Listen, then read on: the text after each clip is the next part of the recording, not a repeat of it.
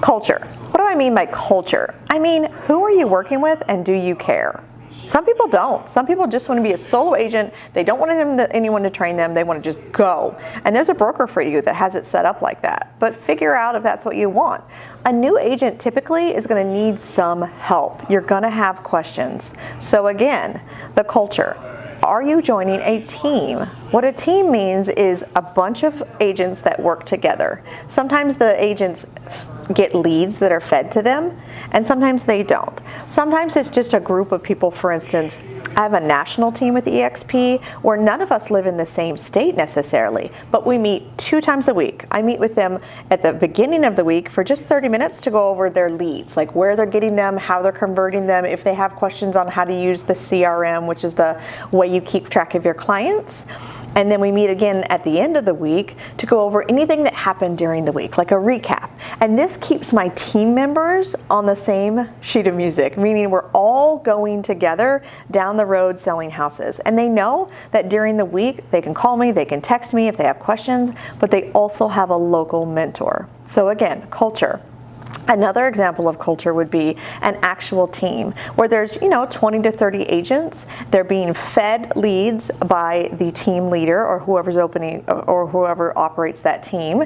And with those leads, they pay an extra split out of that. So they're not paying for leads, the company pays for leads. But the good thing is sometimes they're really fun, and that's a fun way to start because you get to do trainings together, you get to have fun together, you get to go, have activities together. And if you're the kind of person that needs a social environment, maybe a team with an office is for you.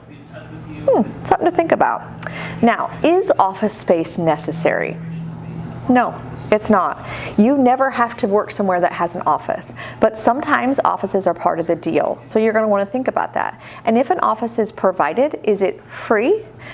Do you have your own desk that is dedicated to you? And do you pay for it? Some brokerages have something called a desk fee, and that's another fee that you pay for.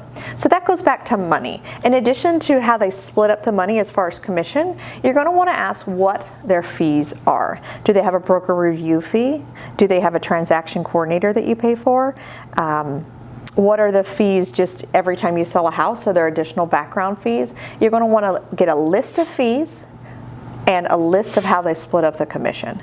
Most brokers have that written down. They can hand it to you on a piece of paper. And you're going to want to compare them. Is that something that can be negotiated? That's a great question. Sometimes yes, sometimes no. Sometimes it just is what it is, and you see if it fits you. Sometimes, maybe it's a smaller broker, maybe you can negotiate something that's better fit for you. So when picking a broker, let's review.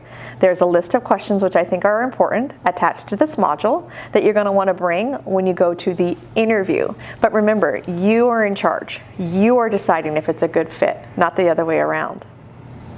Then you're going to want to talk about money, training, culture, and then money again, because that's why you're doing this thing.